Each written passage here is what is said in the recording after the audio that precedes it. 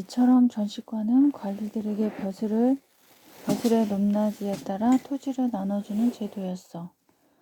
그런데 이때 토지를 나눠준다는 말은 토지 자체를 주는 것이 아니라 그 토지에서 나는 생산물을 가질 권리를 준다는 뜻이야. 이러한 권리를 어려운 말로 수조권이라고 해. 수조권은 관리가 벼슬을 그만두거나 죽으면 자식에게 물려주지 않고 나라에 되돌려주게 되어 있었어. 노비안건법, 과거제도, 전시과 등 새로운 제도가 잇따라 실시되면서 호족들은 점차 힘을 잃어갔어. 더 이상 예전처럼 한 지방의 실력자로 위세를 떨칠 수 없게 되었던 거지. 호족의 아들들은 공부를 열심히 해서 과거 시험에 합격하여 관리가 되든지 아니면 고향 마을에 그냥 놀러 살든지 해야 했단다. 고려는 병종의 뒤를 이은 성종 때에 이르러서야 비로소 정치와 제도가 안정되었어.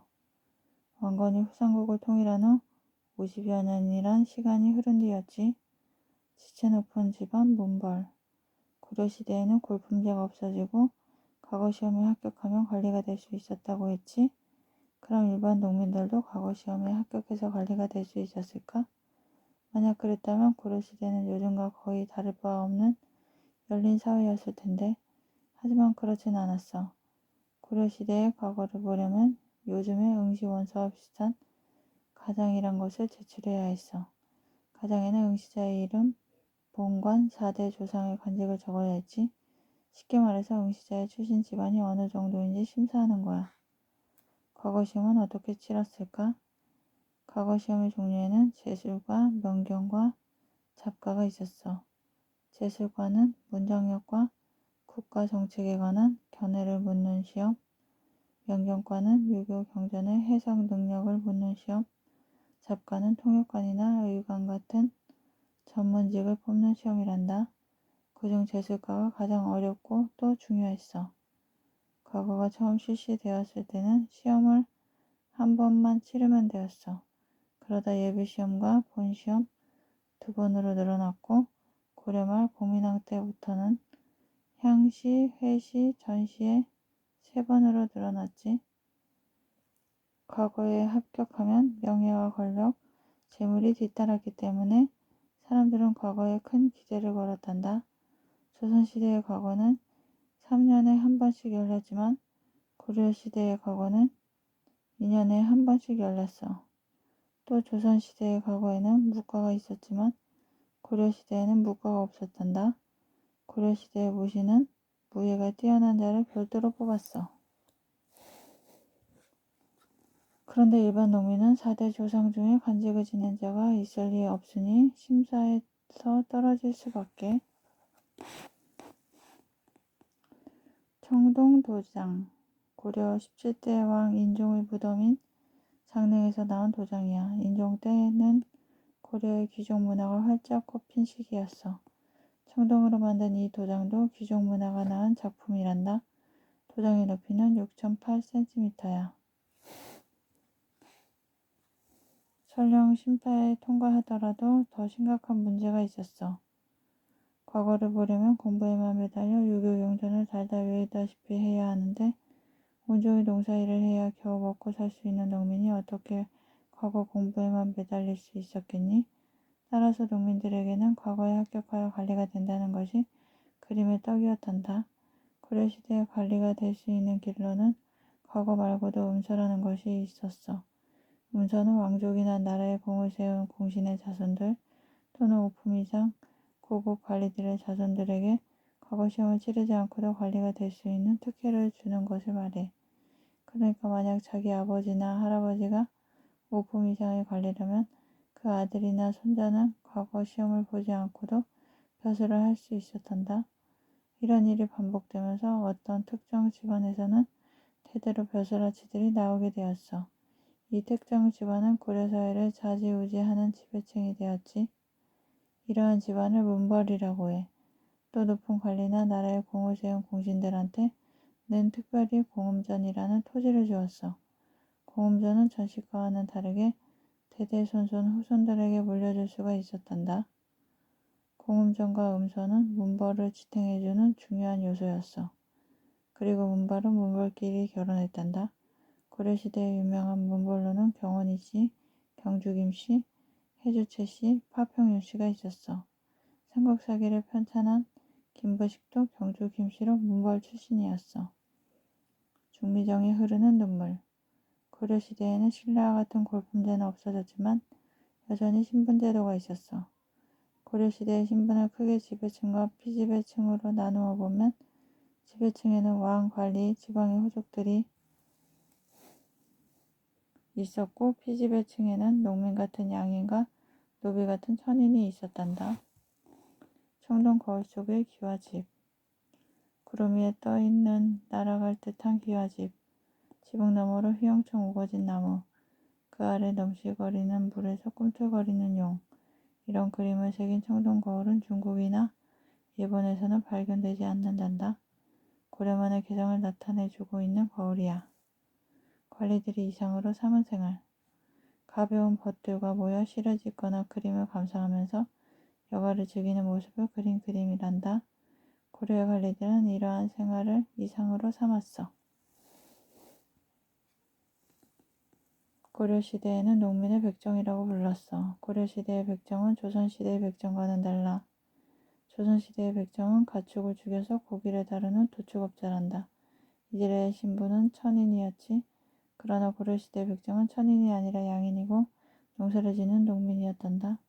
또 향소부곡이라는 특수한 마을에 사는 사람들은 신분은 양인이지만 농민보다 더 많은 세금을 내야 했단다. 향소부곡에 사는 사람들은 그동안 천인 신분으로 알려져 있었어.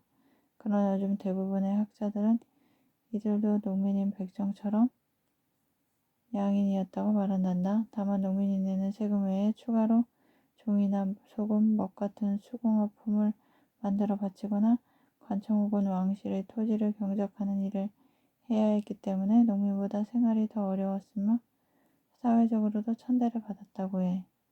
당시 농민들에게 가장 견디기 힘들었던 것은 무엇보다도 각종 공사에 불려나가 무료로 일하는 것이었어. 이런 이야기가 있단다. 고려 제18대 왕인 의종은 놀이를 매우 좋아했어. 그는 남지라는 연못을 만들고 중미정이라는 정자를 지어서 연못에 배를 띄우고 노래를 부르며 즐겼단다. 그런데 이 중미정을 짓는 공사에는 수많은 사람들이 동원되었어. 이들에게는 점심도 주지 않았기 때문에 각자 알아서 먹을 것을 싸와야 했단다. 어느 농부가 집이 무척 가난하여 점심을 싸울 형편이 못 되었어. 그는 점심때마다 남이 먹는 도시락을 물끄러미 바라보기만 했지. 같이 일하는 사람들이 그를 딱하게 여기고 자기 것을 조금씩 덜어주었단다. 이런 날이 며칠이고 계속되었어. 하루는 집에 돌아간 농부가 아내에게 조심스럽게 이 사실을 털어놓았어. 고마운 사람들에게 보답할 길이 없을까 하고 말이야. 아내는 곰곰이 생각하는 눈치였어. 다음날 점심때가 되었어. 농부는 깜짝 놀랐단다. 음식이 가득 든 광주리를 머리에 이고 아내가 나타난 거야. 광주리를 열어본 남편은 눈이 휘둥그레졌어. 밥은 물론이고 술과 고기까지 들어있었거든. 농부는 의아한 눈으로 아내에게 물었어.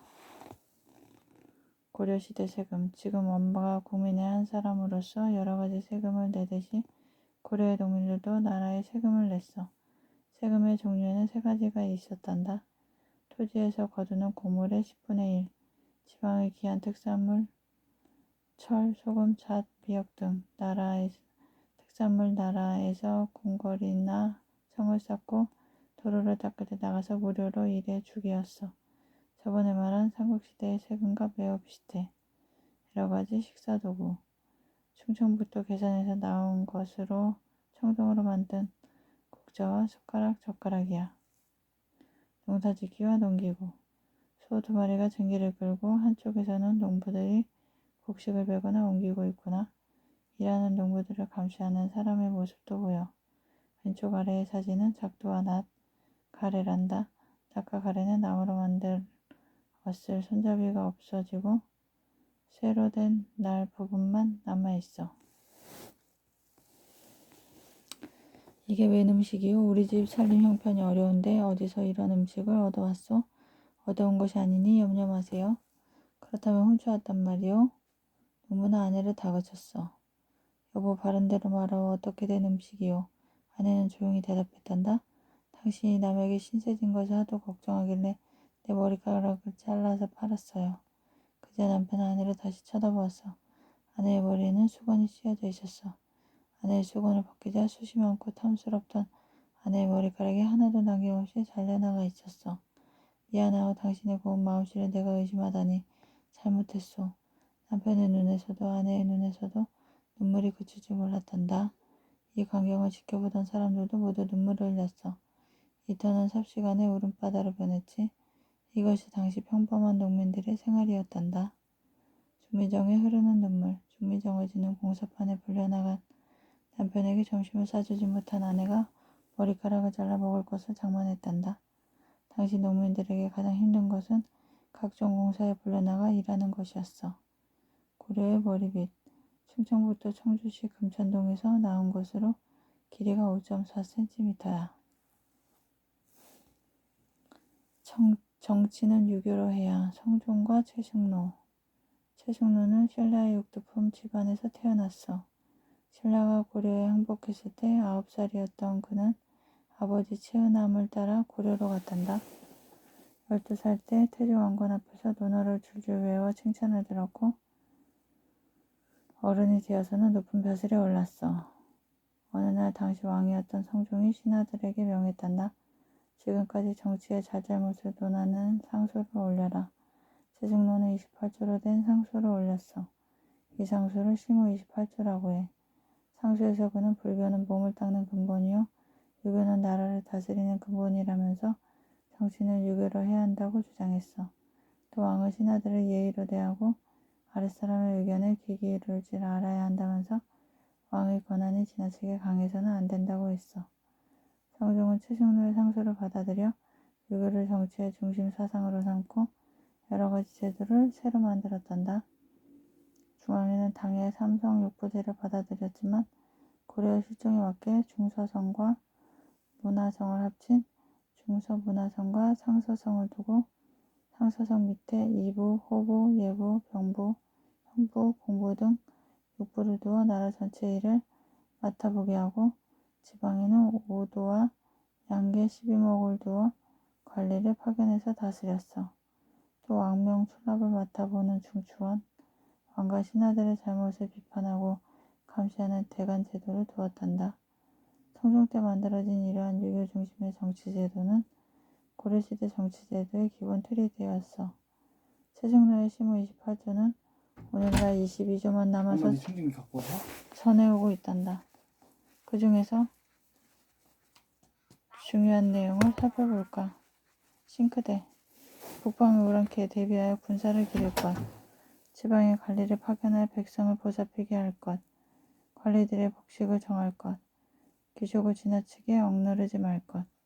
공신들의 자손을 등용할 것. 왕은 신하를 예로서 대할 것.